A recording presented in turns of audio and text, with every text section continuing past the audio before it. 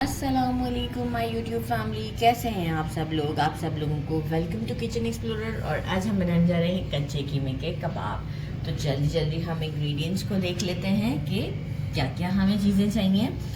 1 kg मैंने boneless beef लिया था, साथ में जो है वो 1 kg बीफ था। इसके अलावा जो है वो फैट मैंने लिया है आधा पाव के करीब, जिसे हम रिवाज का गोश्त भी कहते हैं, राइट। तो फैट जो है वो ये ले लिया है। अब मैं क्या करूँगी कि ऐसे अच्छे से वॉश करके स्ट्रेनर में मैंने 1 घंटा रख दिया था। मौसम अच्छा था तो इसलिए मैंने स्ट्रेनर को बाहर ही रखा था। अगर मौसम गर्म है तो आप इसे स्ट्रेनर के साथ फ्रिज में रखते हैं, नीचे प्लेट रख कर। अब मैं इसे 2 हिस्सों में इसी में मैंने अपना प्याज चॉप किया था, जो कि मैं आगे चलकर आपको दिखाऊंगी क्योंकि मुझे उसमें से पानी निकालना था। 2 बैचेस में मैं इसे पीस लेती हूँ, राइट। और इसे अच्छा सा पीसना है, बहुत फाइन पेस्ट फॉर्म में भी नहीं, लेकिन बहुत मोटा मोटा भी नहीं। तो ये मैं आपको पीस कर ही दिखाती हूँ। मीनवाइल आपको मैं सारे स्पाइसेस दिखा देती हूँ। फ्रेश जिंजर गार्लिक का paste 2.5 table spoon. 2 table spoon मैंने लिया है कच्चा पपीता, जिसमें मैं थोड़ा सा येलो शेड वाला ही यूज़ करती हूँ। तो 2 टेबल स्पून कच्चा पपीता। 2.5 टेबल स्पून मैंने लिया है रोस्टेड कुटा हुआ धनिया। आप ये देखें, कुटा हुआ मोटा मोटा सा होना चाहिए। 1 टेबल स्पून कुटी हुई लाल मिर्च। 2 पिंच जायफल जावित्री का पाउडर। 2 टेबल स्पून रोस्टेड चना पाउडर, जिसे आप सत्तू पाउडर भी बोलते हैं। 1 टीस्पून भरकर गरम मसाला।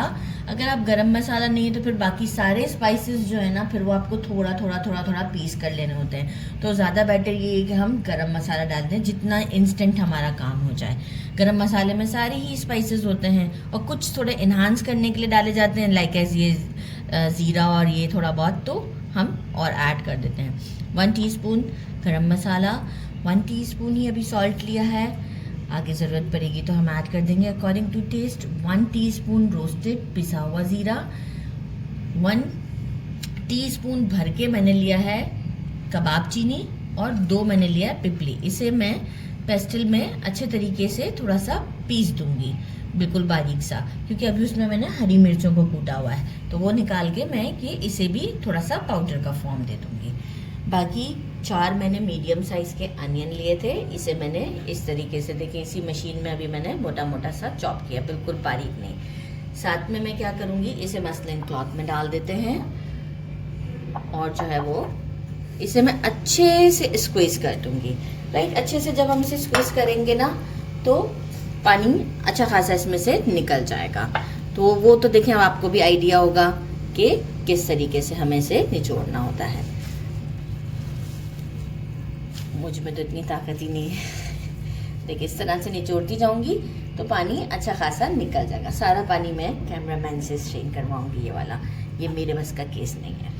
अच्छा, बाकी मुझे चाहिए मिंट लीव्स हैंडफुल, अभी वॉश नहीं किए, और हैंडफुल ही कोरिएंडर लिया है, इसे भी अभी वॉश नहीं किया। दोनों को मैं वॉश करके बारीक बारीक काट लूँगी। 1 लेमन हमें चाहिए होगा।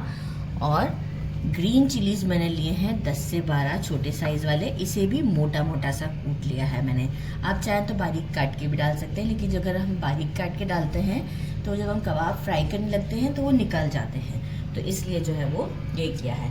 अब क्या है कि कुछ काम मुझे करने हैं, तो हम कैमरा को ऑफ करके वो वाले सारे काम करके आपके सामने आते हैं।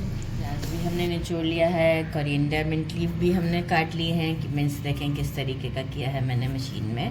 और आप कीमा लेके नहीं धोइएगा, नहीं तो कबाब टूट जाएंगे। तो इसलिए पहले ही गोश्त ले लें, और फिर आपके पास मशीन है अगर इस तरह का चॉपर तो ठीक है, नहीं तो फिर आप गोश्त पहले लेके धोएं और इसे स्ट्रेनर में रख के फिर मशीन से निकलवाने के लिए दोबारा जाएं। अच्छा जी, और ये पिपली और जो है वो हमारी कबाब चीनी, ये भी हम यहाँ डाल देते हैं। बाकी हमारे ये जो सारे स्पाइसेस थे, लेमन स्क्वीज़ करते हैं बाद में, ये सारे स्पाइसेस भी हम इसमें ऐड कर देते हैं। इजी हो गया काम हमारा। लेमन स्क्वीज़ करते हैं।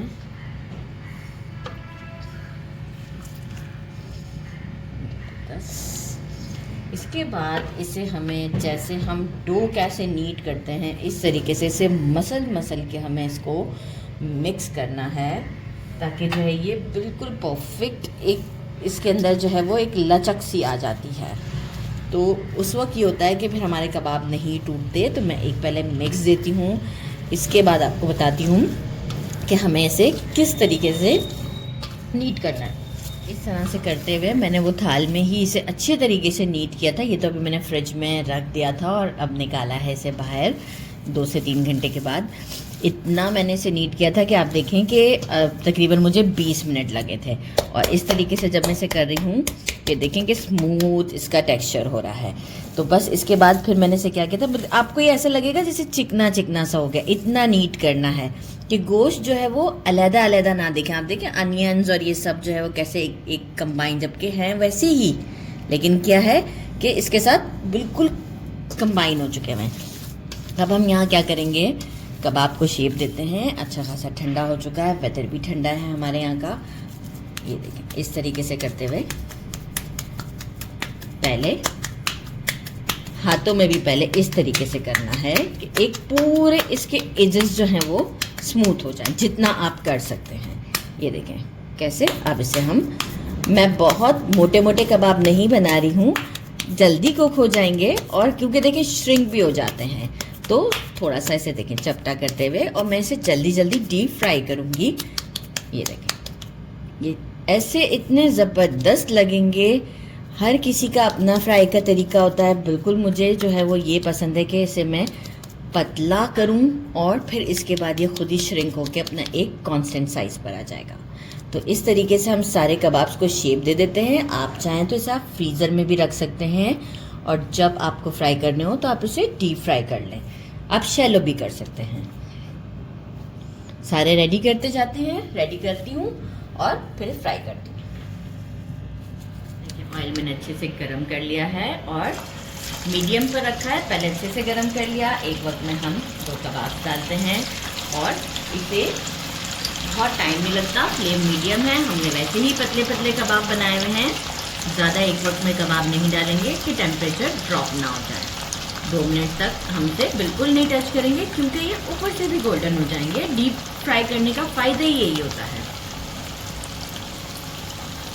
ये देखें डन हो चुकी है। मैं आपको देखें दूसरी साइड भी दिखाऊं और बहुत ज़्यादा देर लगती भी नहीं है। ये देखें दोनों साइड डन हैं। ओवर कुक नहीं करना है क्योंकि मिन्स ऑलरेडी अच्छा खासा मैरिनेटेड है और काफ़ी ज़्यादा जो है वो मैंने फिर उसको बनाया था। तो लाइक जैसे ही वो जाता है, ज़्यादा ओवर कुक करने से हो जाता है कि कबाब का जूसीपन ख़त्म हो जाता है। तो ये परफेक्ट है।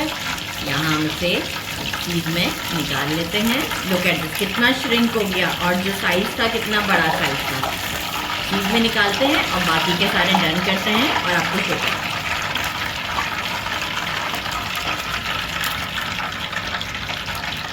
अभी मैंने 8 ही फ्राई किए हैं, बाकी 8 हमारे और बन जाएंगे इस क्वांटिटी में जब हमें खाने होंगे। ये देखें कितना ज़बरदस्त सा लुक है। ट्राई करते हैं इसे। बिस्मिल्लाह। बहुत ही जूसी से है, ये सॉफ्ट है, जूसी है और अच्छा सॉल्ट जो है वो मैं आपको बताना भूल गई थी। जब अच्छे से मैंने नीट कर लिया था इसे, फिर सॉल्ट ऐड किया था तो 1 टीस्पून और ऐड किया था मैंने। बाकी आप इसे किसी डिप के साथ खाना चाहें, हरी चटनी के साथ खाना चाहें तो ज़रूर ट्राई करें। मेरे चैनल को लाइक और सब्सक्राइब करना नहीं भूलिएगा। अपना ख्याल रखिएगा। अल्लाह हाफिज़।